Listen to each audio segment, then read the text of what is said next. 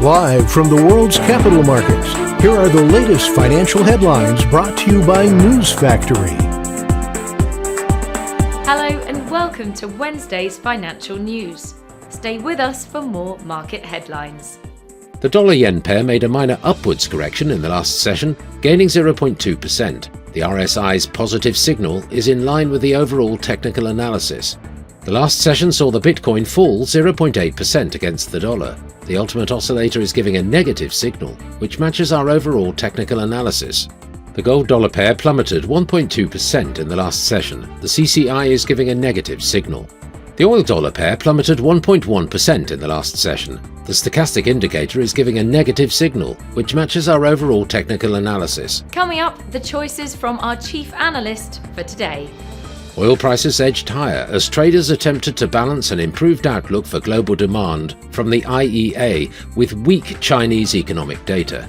The IEA lifted its forecast for global oil demand this year, saying world fuel consumption will increase by 2.2 million barrels a day in 2023.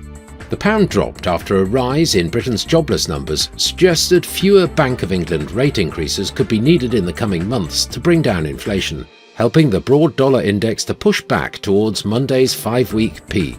Trading ranges within Bitcoin markets continue to narrow, a sign that uncertainty remains the order of the day for the largest cryptocurrency by market capitalization.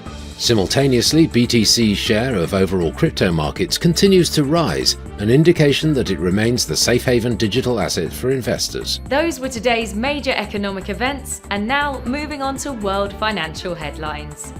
The US housing starts will be released at 12:30 GMT.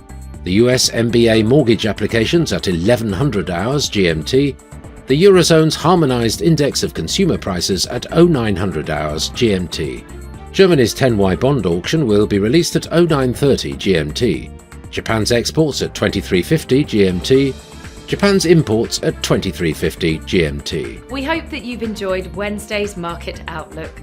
On behalf of all of us here, we wish you a productive trading day. Be sure to join us tomorrow morning for the latest news and events from the financial markets.